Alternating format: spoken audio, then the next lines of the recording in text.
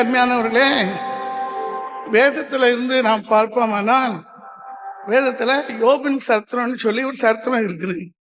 யோபின் சரித்திரம் என்று சொல்லி அந்த யோபின் சரித்திரத்துல யோபை குறித்து சொல்லப்பட்டிருக்கிறது. கிட்டத்தட்ட 42 அதிகாரம் இருக்கிறது. அந்த யோபு மிகுந்த ஆஸ்தி உள்ளவனா, ஒரு செல்வந்தரா அவனோட வாழ்க்கையில அவன் வாழ்ந்து வந்தான். வேதம் சொல்லுகிறது, யோபு 42 அதிகாரத்துல 17ஆம் வசனத்தை நாம் பார்ப்போமானால், யோபு நெடுநாளாய் உயிரோடு இருந்து பூரண வயதுல மரித்தான் என்று சொல்லி வேதத்திலே சொல்லப்பட்டிருக்கிறது.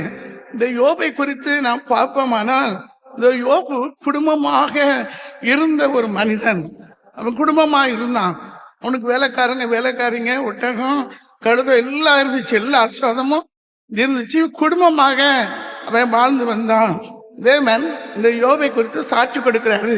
யோபு 1:1 பார்த்தீங்கன்னா, ஊர் தேசத்துல யோபு எனப்பட்ட ஒரு மனுஷன் இருந்தான். அந்த மனுஷன் உத்தமனா இருந்தான், உண்மை உள்ள மனுஷனா இருந்தான். அது மட்டுமல்ல, அவன் சன்மார்க்கனா இருந்தான், தேவனுக்கு பயப்படுறவனா இருந்தான், பொல்லாப்புக்கு விலகிறவனுமா இருந்தான். யோபுடைய வாழ்க்கையிலே ஆண்டவர் அவனை குறித்து சாட்சி கொடுக்கிறாரு. என் தாசன் உத்தமன், சன்மார்க்கன், தேவனுக்கு பயந்து நடக்கிறவன், பொல்லாப்புக்கு விலகிறவன் என்று சொல்லி ஆண்டவர் யோபை குறித்து சாட்சி கொடுக்கிறார். நம்முடைய வாழ்க்கையில தேவன் நம்மை குறித்து சாட்சி சொல்ல முடியுமா? நாம் தேவனுக்கு முன்பாக உண்மையாய் இருக்கிறோமா? தேவனை குறித்த பயம் நமக்குள்ளே காணப்படுகிறதா? நாம் பாவம்னு சொல்லி தெரிஞ்சும் அந்த காரியத்தை துணிகரமாய் செய்கிறோமே? பொல்லாப்புக்கு விலகிறோமா? அண்ணன் நம்மை குறித்து சாட்சி கொடுக்கிறாரா? என் மகள், என் மகன், என் தாசன் என்று சொல்லி தேவன் நம்மை குறித்து சாட்சி கொடுக்கிறாரா? எனக்கு அருமையானவரே, யோபு 1ஆம் அதிகாரம் 5ஆம் வசனம் பார்த்தீங்கன்னா, யோபுடைய பிள்ளைகள் ஒவ்வொரு நாளும் யோபின் பிள்ளைகள் விருந்து செய்கிறாங்க. யோபுடைய 3 பெண் மக்களையும் அழைத்து, யோபுக்கு 10 பிள்ளைங்க இருந்தாங்க, 7 ஆண் மக்கள் 3 பெண் மக்கள். அப்போ எல்லாரையும் அழைச்சி ஒவ்வொரு நாளும் ஒவ்வொருத்தர் வீட்டில் விருந்து செய்கிறாங்க. அப்போ விருந்து முடிஞ்ச பிறகு யோபு நினைக்கிறாரு, என் பிள்ளைகள் ஆண்டவருக்கு முன்பாக பாவம் செய்திருப்பாங்களோ? யோபு கர்த்தருடைய பிள்ளையாக இருந்தபடினால அவன் பயந்து தம் பிள்ளைகளுக்காக தகன பலி செலுத்துறான் என்று சொல்லி வேதாகமத்தில் வாசிக்கிறோம். ஆண்டவர் நமக்கு பிள்ளைகளை தந்திருக்கிறார், உண்மைதான். நாம் பிள்ளைகளை கர்த்தருக்கேற்ற விதமாக வளர்க்கிறோமா? இல்லை நம்முடைய பிள்ளைகள் பேலியாளின் பிள்ளைகளை போல காணப்படுறாங்களா? யோபு தன் பிள்ளைகளை குறித்து கவனமாக இருந்தான். என் பிள்ளைகள் பாவம் செய்யக்கூடாது, தேவனுக்கு விரோதமான காரியங்களை செய்யக்கூடாது, பிள்ளைங்களுடைய இருதயத்திலிருந்து பொல்லாத காரியங்கள் நடக்கக்கூடாது என்று சொல்லி யோபு பயந்ததுனால அவன் ஆண்டவர் சமூகத்தில் தம் பிள்ளைகளுக்காக தகன பலி செலுத்துறான். யோபு 2:9-10 பார்த்தீங்கன்னா, யோபுடைய மனைவி யோபை பார்த்து சொல்றா, தேவனை தூஷித்து ஜீவனை விடும். நான் யோபு சொல்றான், என்ன சொல்றான்? ஆண்டவரிடத்தில் நன்மை பெற்ற நாம் தீமையும் பெற வேண்டாமா? தேவனிடத்தில் நன்மை பெற்ற நாம் தீமையும் பெற வேண்டாமா சொல்லி யோபு தன் வாயினால பாவம் பெய்யல, தேவனை தூஷிக்கல, பொல்லாத காரியத்துக்கு பொல்லாப்புக்கு இடம் கொடுக்கல. எனக்கு அருமையானவர்களே, யோபுடைய வாழ்க்கையில யோபு ஒரு பெரிய செல்வந்தராக இருந்தான். எனக்கு அருமையானவர்களே, நாமும் ஒருவேளை உலக பிரகாரமாக செல்வந்தராக இருக்கலாம். நாம் ஆண்டவருக்கு பிரியமான வாழ்க்கை நம்முடைய வாழ்க்கையில வாழுகிறோமா? இல்ல நம்முடைய கண்கள் மாமிசம் விரும்புறபடி நம்ம ஜெபிக்கிறோமா? யோபு கர்த்தருக்கு பயந்தவன், பொல்லாப்புக்கு விலகுகிறவன். யோபை குறித்து நாம் தொடர்ந்து பார்ப்போமானால், யோபு 29ஆம் அதிகாரம் 5ஆம் வசனத்துல பார்த்தீங்கன்னா, யோபு கூட சர்வ வல்லவர் இருந்தார், யோபு கூட ஆண்டவர் இருந்தார். அது மட்டுமல்ல, பிள்ளைகள் அவனை சூழ்ந்து இருந்தார்கள். யோபுடைய பிள்ளைகள் அவனை சூழ்ந்து இருந்தார்கள். யோபுல பார்த்தீங்கன்னா, அவனுடைய பாதங்களை நெய்யினால கழுவினான். யோபை குறித்து 29ஆம் அதிகாரத்துல சொல்லப்பட்டிருக்குது. தன்னுடைய பாதங்களை நெய்யினால அவன் கழுவுனான்னு சொல்லி அவ்வளவு செல்வந்தரா அவன் இருந்திருக்கிறான். அவ்வளவு ஆசீர்வாதம் அவனுக்கு இருந்திருக்கு. எனக்கு அருமையானவர்களே, அது மட்டுமல்ல, பட்டணத்து வீதியில் அவன் நடந்து போகும்போது வாலிபர்கள் அவனை கண்டு ஒளிந்து கொள்வார்களாம். யோபு பட்டணத்துல வீதியில நடந்து போகும்போது வாலிபர்கள் அவனை கண்டு ஓடி ஒளிந்து கொள்வார்களாம். அது மட்டுமல்ல, எண்ணெய் கால நெய்யினால கழுவுனா, அதே போல கண்மலையிலிருந்து எண்ணெய் நதியை போல ஓடி வந்து அவ்வளவாய் அவனுக்கு கண்மலையிலிருந்து எண்ணெய் ஓடி வந்துதான். அவ்வளவு செல்வந்தனா இருந்தான். அந்த முதியோர்கள் மரியாதை கொடுத்தாங்க. பிரபுக்கள் பேசிக்கிட்டு இருப்பாங்க. யோபை கண்ட உடனே பேச்சை நிறுத்திட்டு தங்க வாயை பொத்தி கொண்டார்கள் என்று சொல்லி வசனம் சொல்லுகிறது. அவ்வளவு மரியாதை உள்ளவனாய் கனம் உள்ளவனாய் இருந்தான் என்று சொல்லி யோபை குறித்து சொல்லப்பட்டிருக்கிறது. அவ்வளவு கனம் பெற்றிருந்தான் யோபு. யோபு பெரிய செல்வந்தரா இருந்தான் என்று சொன்னேன். அது மட்டுமல்ல, அவனுக்கு மனைவி பிள்ளைகள் இருந்தார்கள், வேலைக்காரிகள் இருந்தார்கள். குடும்பமாக அவன் வாழ்ந்து வந்தான். செல்வ செழிப்போடு அவன் வாழ்ந்து வந்தான். எனக்கு அருமையானவர்களே, ஆண்டவர் நம்மையும் ஆசீர்வதிக்கணும். யோபுடைய வாழ்க்கையில ஆண்டவர் ஆசீர்வதிக்க தேவனாய் கடந்து வந்தார். யோபின் தேவன் எப்படிப்பட்டவர்?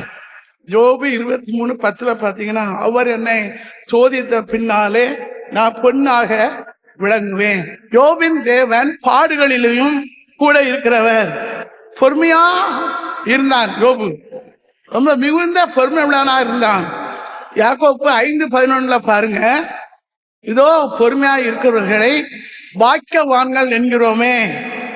யோபின் பொறுமை குறித்து கேள்விப்பட்டு இருக்கிறீர்களே, கர்த்தருடைய செயலின் முடிவை கண்டு இருக்கிறீர்களே. கர்த்தர் மிகுந்த உருக்கமும் இரக்கமும் உள்ளவரா இருக்கிறார்.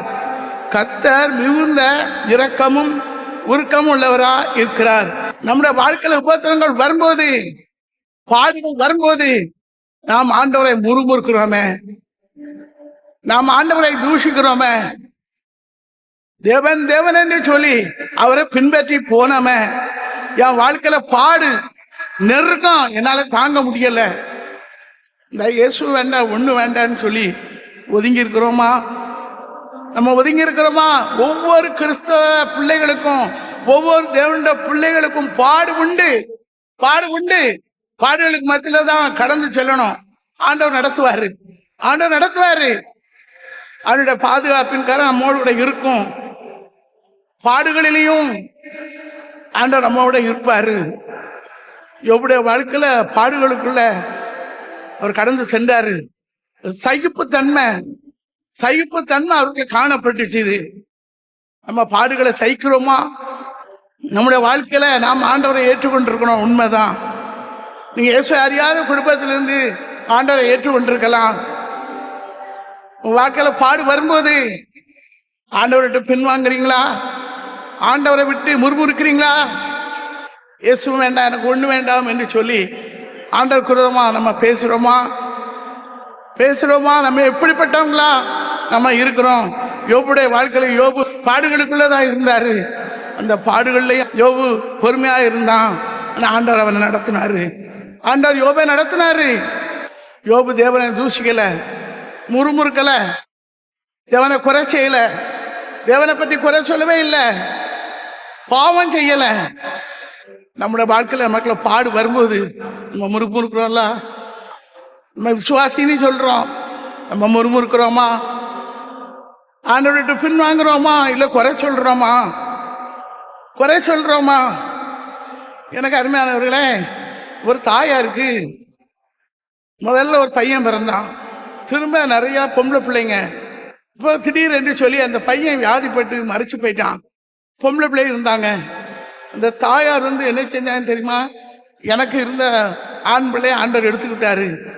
இனி நான் கோயிலுக்கு வர மாட்டேன், பைபிள் வாசிக்க மாட்டேன், ஜெபம் பண்ண மாட்டேன்னு சொல்லி இந்த தாயார் பிள்ளைகளுக்கு கல்யாணம் வைக்கும் போதெல்லாம் ஆலயத்துக்கே வரமாட்டாங்க. எப்படி சமாதானம் இருக்கும்? எப்படி சந்தோஷம் இருக்கும்? இப்ப யோபுடைய வாழ்க்கையை பாருங்க. யோபுடைய வாழ்க்கையில ஒரே நாள்ல யோபுடைய 10 பிள்ளைங்க மரிச்சு போயிட்டாங்க. யோபுடைய 10 பிள்ளைகளும் மரிச்சு போயிட்டாங்க. யோபு சொல்றான், கர்த்தர் கொடுத்தார். அந்த பாடுகள்ல யோபு ஆண்டவர் முறுமுறுக்கல, குறை சொல்லல, தூசிக்கல, நிந்திக்கல, அவமானப்படுத்தல. ஒரே நாள்ல 10 பிள்ளைங்க மரிச்சுட்டாங்க. ஆண்டவரை குறை சொல்லல, பாடுகள்ல நிலைச்சிருந்தான். கர்த்தர் கொடுத்தார், கர்த்தர் எடுத்தார், கர்த்தருடைய நாமத்துக்கு ஸ்தோத்திரம் என்று சொல்லி யோபு ஆண்டவருடைய நாமத்தை மகிமைப்படுத்தினான். பாடுகளிலேயும் யோபு கர்த்தரை துதித்தான். கர்த்தர் கொடுத்தார், கர்த்தர் எடுத்தார், கர்த்தருடைய நாமத்துக்கு ஸ்தோத்திரம் என்று சொல்லி பாடுகளில யோபு கர்த்தரை துதித்தான். நம்முடைய வாழ்க்கை பாதை பாடு உள்ளதுதான். பாடுகளுக்குள்ள நாம் ஆண்டவரை துதிக்கிறோமா, இல்ல ஆண்டவரை வேதனைப்படுத்துறோமா, இல்ல துக்கப்படுத்துறோமா, நம்ம ஆண்டவரை சந்தோஷப்படுத்துறோமா? இப்படிப்பட்டவங்க நாம இருக்கிறோம். எனக்கு அருமையானவர்களே, ஊழியத்தின் ஆரம்ப நாட்கள்ல ஒரு சகோதரன் இயேசு அறியாத குடும்பத்தில் இருந்து இயேசுவை பற்றி அறிந்திருந்தார்கள். நல்ல வைராக்கியமான இந்து குடும்பத்தை சார்ந்தவர்கள். இந்த சகோதரனுடைய வாழ்க்கையில் அவர்களுக்கு பல வருடங்கள் குழந்தை இல்லை. அதிக ஜபத்தின் மூலமாக ஆண்டவர் ஒரு குழந்தையை கொடுத்திருந்தாரு, ஒரு ஆண் குழந்தையை கொடுத்திருந்தாரு. அந்த பையன் வளர்ந்து வந்தான். வளர்ந்து வரும்போது ஸ்கூல்ல படிக்கிற சமயத்துல பிள்ளைக்கு காய்ச்சல் வந்துச்சு. காய்ச்சல் வந்த உடனே தாய் தோப்பேன் ஆஸ்பத்திரியில கொண்டு போய் இந்த பையனை சேர்த்தாங்க. பையன் ஆஸ்பத்திரியில இருக்கிறான், தாயார் கூட இருக்கிறாங்க, அப்பா வேலைக்கு போயிருக்காங்க, பையன் ஆஸ்பத்திரியில இருக்கிறான். நல்ல சுகத்துக்காக, அந்த பையனுடைய சுகத்துக்காக ஜபிக்க சொல்லியிருந்தாரு. நாங்க எல்லாரும் ஜபித்தோம். திடீர் என்று சொல்லி அந்த பையன் மரித்து விட்டான் என்று சொல்லி சொன்னார்கள். ஒரே பையன் ரொம்ப வருடத்துக்கு பிறகு ஆண்டவர் குழந்தைய கொடுத்திருக்காரு. அவங்க விசுவாசத்துல நல்ல ஸ்ட்ராங்கா இருந்தாங்க. இந்த சகோதரர் நல்ல விசுவாசத்துல ஸ்ட்ராங்கா இருந்தாங்க. ஆண்டவருக்கு ஊழியம் செய்து கொண்டு இருந்தார்கள். திடீரென்று பிள்ளை மரித்த உடனே கணவருக்கு சொல்லி அனுப்புனாங்க, பிள்ளை மரிச்சு போயிட்டான்னு சொல்லி. உடனே உறவினர்லாம் கணவர் வரட்டும், அந்த சகோதரன் வரட்டும், என்ன சொல்ல போறாரோ தெரியேன்னு சொல்லி எல்லாரும் கலங்கி நின்றுட்டு இருந்திருக்காங்க. இந்த சகோதரர் வந்திருக்காரு, பிள்ளை இறந்து போனோடனே ஆஸ்பத்திரியில் வந்திருக்காரு. வந்த உடனே அந்த பையனை தன்னுடைய 2 கையில தூக்கி எடுத்து, அந்த இறந்து போன பையனை 2 கையிலையும் தூக்கி எடுத்து, உண்மை சம்பவம், உண்மையா நடந்த சம்பவம், 2 கையிலையும் தூக்கி எடுத்து, ஆண்டவரே மேல வானத்தை அண்ணாந்து பார்த்து, ஆண்டவரே நீர் இந்த குழந்தைய தந்தி, உமக்கு ஸ்தோத்திரம், கர்த்தர் கொடுத்தீர், நீர் எடுத்தீர், உமக்கே ஸ்தோத்திரம் என்று சொல்லி அந்த பாடுகளிலையும் எல்லா வேதனைகளையும் தீரத்துல அடக்கி கொண்டு, பாடுகளை, நெருக்கங்களை, வேதனைகளை எல்லாத்தையும் ஈரத்துல அடைத்து கொண்டு அமைதியாக ஆண்டவரை ஸ்தோத்திரம் பண்ணாராம். கண்ணீரோடு ஜெபம் பண்ணி, ஆண்டவரே உம்முடைய கரத்திலே ஒப்பு கொடுக்கிறேன் ஆண்டவரேன்னு சொல்லி ஸ்தோத்திரம் பண்ணாராம். எனக்கு அருமையானவர்களே, பாடுகளுக்கு மத்தியில ஆண்டவரை நடத்துவாரு. பாடுகள் மத்தியில ஆண்டவரை ஆறுதல் படுத்துவாரு. பாடுகள் மத்தியிலையும் ஆண்டவரை ஆறுதல் படுத்துவாரு. யோபுடைய வாழ்க்கையில 10 குழந்தைகளும் ஒரே நாளையில மரிச்சு போயிட்டு ஆண்டவர் முறுமுறுக்கல, ஆண்டவர் வேதனைப்படுத்தல, துக்கப்படுத்தல. கர்த்தர் கொடுத்தார், கர்த்தர் எடுத்தார், கர்த்தருடைய நாமத்துக்கு ஸ்தோத்திரம் என்று சொல்லி அந்த பாடுகளுக்கு மத்தியில யோபு நின்றான். ஆண்டு கூட இருந்தாரு. நம்முடைய வாழ்க்கையில நாம் எப்படி இருக்கிறோம்? பாடுகள் வரும்போது, நெருக்கங்கள் வரும்போது ஆண்டவர் விட்டு பின்வாங்கி விடுறோமா? நாம் ஆண்டவர் விட்டு பின்வாங்கி விடுறோமா? அநேக உபத்திரவங்கள் வழியாதான் தேவனுடைய ராஜ்யத்தை கண்டடைய முடியும். கிறிஸ்தவ வாழ்க்கை என்பது பஞ்சுமத்தில படுத்து உறங்குற காரியம் அல்ல. ஆண்டவர் நடத்துவாரு, பாடுகளுக்கெல்லாம் நடத்துவாரு. ஆண்டவர் நமக்கு பாதுகாப்பா இருப்பாரு, நம்ம நடத்துவாரு. ஆனா ஆண்டவர் கூட இருப்பாரு. யோபுடைய வாழ்க்கையில யோபோடு கூட கர்த்தர் இருந்தாரு. பாடுகளுக்குள்ள இருக்கும்போதும் கர்த்தர் கூட இருந்தாரு. பாடுகளிலையும் ஆண்டவர் குறை சொல்லல, பாவம் செய்யல. தன் நாவுனால, தன் வாயினால குறை சொல்லல, பாவம் செய்யல. கர்த்தர் கொடுத்தார், கர்த்தர் எடுத்தார், கர்த்தருடைய நாமத்துக்கு ஸ்தோத்திரம் என்று சொல்லி பாடுகளுக்குள்ள அவன் கர்த்தரை துதித்தான். நம்முடைய வாழ்க்கையிலும் கூட பாடுகள் வரும்போது உபத்திரங்கள் வரும்போது, நெருக்கங்கள் வரும்போது நாம் கர்த்தரை துதிக்கணும். நாம் கர்த்தரை துதிக்கணும், அவரை மகிமைப்படுத்தணும். அதுலதான் தேவன் பிரியப்படுகிறாரு. யோபுடைய பொறுமையை நாம் பார்த்தோம். பாடுகளுக்குள்ள யோபு பொறுமையா இருந்தான். குடும்ப வாழ்க்கை நடத்துற பெண்களுக்குள்ள, குடும்ப வாழ்க்கை நடத்துற தகப்பன்மார்க்குள்ள பொறுமை வேணும். பொறுமை வேணும். பொறுமை வேணும். ஆண்டவர்கிட்ட கேட்கணும், பொறுமையை தாரும். யோபுடைய பொறுமை எனக்கு தாருன்னு சொல்லி கேட்கணும். பெண்களுக்குள்ள பொறுமை வேணும். குடும்பம் நடத்துற பெண்களுக்குள்ள பொறுமை குணம் வேணும். எனக்கு அருமையானவர்களே, சில பிள்ளைகள் இங்க வர்றாங்க, ஜெபம் பண்ண முடியா கடந்து வர்றாங்க. கொஞ்சம் வயசா இருக்குது, திருமணம் ஆகி முதல்ல ஒரு குழந்தை பிறந்துருது. குழந்தை இப்போ குழந்தை எங்கன்னு கேட்டா, குழந்தை மாமியார்கிட்ட இருக்கு, இல்லை கணவர்கிட்ட இருக்கு. நான் வந்துட்டேன், வேண்டான்னு வந்துட்டேன்னு சொல்லி பாடுகளை சகிக்க மனசு வரல. பிள்ளைகளுக்கு பாடுகளை சகிக்க மனசு வரல. குடும்ப வாழ்க்கைன்னு சொன்னா பாடு இருக்கும், உபத்திரம் இருக்கும், நெருக்கம் இருக்கும். கணவரால உபத்திரம் வரும், வரும், வேதனை வரும். ஜெபம் பண்ணணும், ஜெபம் பண்ணணும். பாடுகள் இல்லை, ஜெபம் பண்ணணும், ஜெபம் பண்ணணும், ஜெபம் பண்ணணும். கணவர் குடிக்காரா, ஜெபம் பண்ணுங்க. கணவர் குடிக்காரா, ஜெபம் பண்ணுங்க. கணவரை போட்டுட்டு போகாதங்க, போகாதங்க. இங்க நிறைய பிள்ளைங்க அப்படி வர்றாங்க. அவங்களுக்கு என்ன சொல்றேன்னு சொன்னா, நீங்க ஜெபம் பண்ணணும், ஆண்டவரை பிடித்து கொள்ளணும், ஆண்டவரை உறுதியா பிடிச்சுக்கிடணும். ஜெபம் பண்ணுங்க, ஜெபம் பண்ணுங்க. கணவர் விட்டு இங்க வரக்கூடாது. கணவருக்காக ஜெபம் பண்ணுங்க, கணவருக்காக ஜெபம் பண்ணுங்க. வீட்டுல இருந்து கணவருக்காக ஜெபம் பண்ணுங்க. ஒரு நேரம் உபவாசம் இருந்து ஜெபம் பண்ணுங்க. ஆண்டவர் கிரியை செய்வாரு. கணவருக்குள்ள கிரியை செய்த பிசாசு வல்லமெல்லாம் அழிக்கப்படும். குடும்பம் ஆண்டவருக்கு ரொம்ப முக்கியமானது. ஆனா பிள்ளைங்க, பெற்றோர் சொல்லிக் கொடுக்கணும், பிள்ளைகளுக்கு சொல்லி கொடுக்கணும், நீ கணவர் வீட்டுல இருக்கணும்.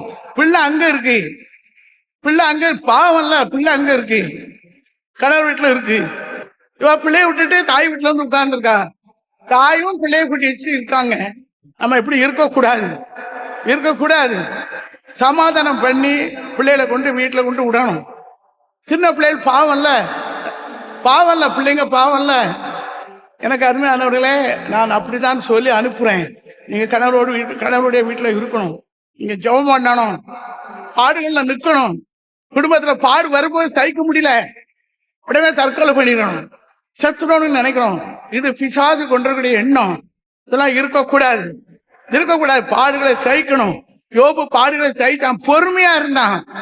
ஆண்டவரே எனக்கு பொறுமை தாரும், குடும்பம் நடத்துற எனக்குள்ள பொறுமையை தாரும், பெண்களாகி எங்களுக்குள்ள பொறுமையை தாரும் கேட்கணும். ஆண்டவர்கிட்ட கேட்கணும், பொறுமையை தாரும் ஆண்டவரே. வாயினால வீணான வார்த்தைகளை பேசக்கூடாது, சண்டை போடுறவங்களாம இருக்கக்கூடாது, காலத்துக்கு முன்னால சாகக்கூடாது. நீ ஏன் சாகணும்? காலத்துக்கு முன்னால சாகக்கூடாது. சாகணுங்கிற எண்ணத்தெல்லாம் கொண்டு வருது பிசாசு. பாடுகளுக்கு நிற்கணும். எந்த கணவர் ரசிக்கப்படலையோ நீங்க ஜெபம் பண்ணுங்க, அதே கணவர் ஆண்டவர் ரசித்து தருவாரு, செய்வாரு, அதை செய்வாரு, ஆண்டவர் செய்வாரு. பாடுகளை சகிக்கணும், ஆண்டவர்கிட்ட கேட்கணும், ஆண்டவரே பாடுகளை சகிக்க எனக்கு பலன் தாரும், பொறுமையை தாரும். கணவர் இடத்துல பேச பொறுமை தாரும், பிள்ளைகள் இடத்துல பேச பொறுமையை தாரும் கேளுங்க. ஆண்டவர் உங்களுக்கு தருவாரு, உங்களை ஆசீர்வதிப்பாரு. இதோ பொறுமையா இருக்கிறவர்களே பாக்கியவான்கள் என்கிறோமே. யோபின் பொறுமை குறித்து கேள்விப்பட்டீர்களே. பொறுமை, பெண்களாகிய நமக்குள்ள பொறுமை வேணும். இதே நேரம் தொழில் செய்யற, வியாபாரம் செய்யற ஆண்களுக்குள்ளேயும் பொறுமை வேணும். கோபத்தின் ஆவி, எரிச்சல் ஆவிக்கு இடம் கொடுக்க கூடாது. சண்டை போடுறவங்களா நம்ம இருக்கக்கூடாது. சமாதானம் பண்றவங்களா நம்ம இருக்கணும். ஆண்டவரே எனக்கு ஒரு அற்புதத்தை செய்யும், ஆண்டவரே எனக்கு ஒரு அற்புதத்தை செய்யும். பாடுகள்ல நான் பொறுமையா இருக்கணும் ஆண்டவரே. பாடுகளை சகிக்க எனக்கு பலன் தாருன்னு சொல்லி கேட்கணும். யோபு பாடுகளை சகித்தான். பாடுகளில கத்தரை குறை சொல்லல, முறுமுறுக்கல. பாடுகள்ல ஆண்டவர் துதித்தான். இயேசு விடுவிக்கிறார் யூடியூப் சேனலை சப்ஸ்கிரைப் செய்திடுங்கள். சப்ஸ்கிரைப் பட்டனை கிளிக் செய்து பெல் சின்னத்தையும் கிளிக் செய்து அன்றாட புது நிகழ்ச்சிக்கான தகவலை பெற்றிடுங்கள்.